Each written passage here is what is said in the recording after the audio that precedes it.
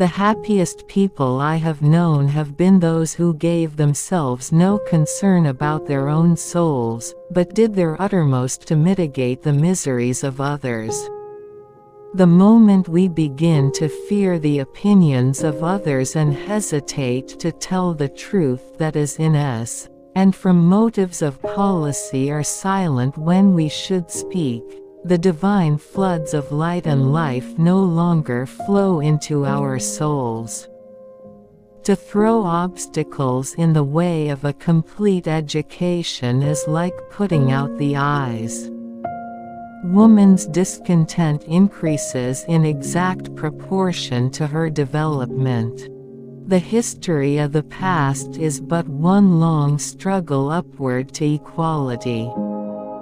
Nature never repeats herself, and the possibilities of one human soul will never be found in another.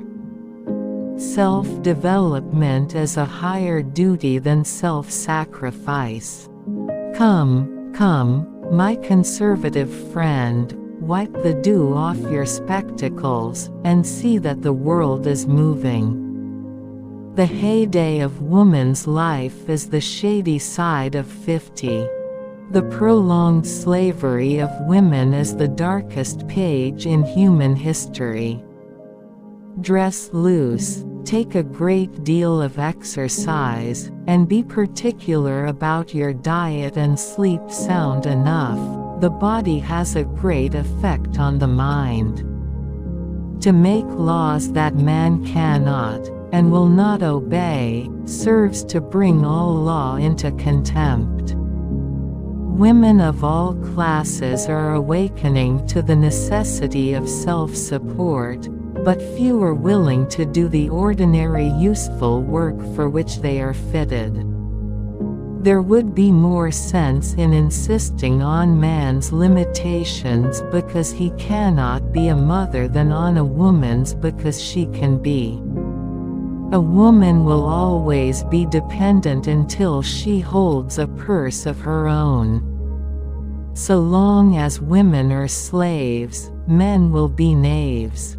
It is impossible for one class to appreciate the wrongs of another.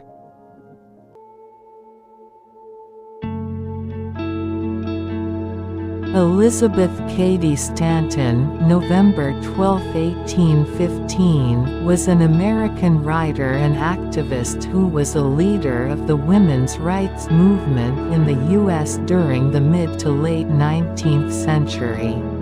She was the main force behind the 1848 Seneca Falls Convention, the first convention to be called for the sole purpose of discussing women's rights, and was the primary author of its Declaration of Sentiments.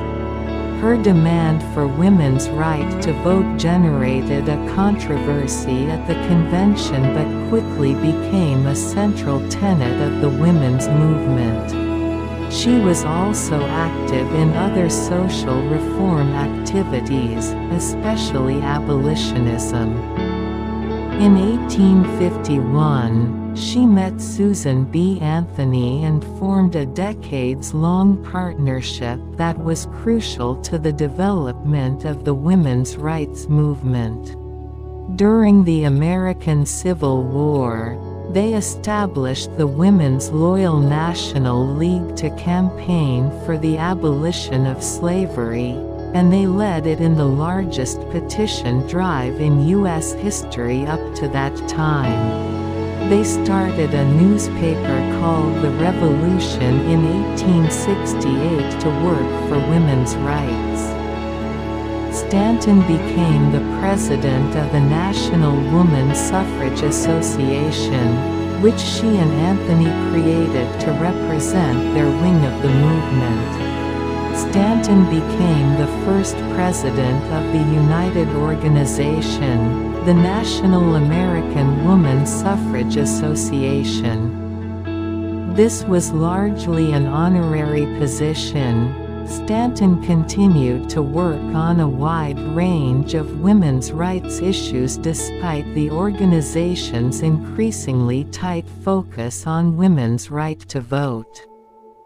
Stanton was the primary author of the first 3 volumes of The History of Woman Suffrage, a massive effort to record the history of the movement, focusing largely on her wing of it. She was also the primary author of The Woman's Bible, a critical examination of the Bible that is based on the premise that its attitude toward women reflects prejudice from a less civilized age.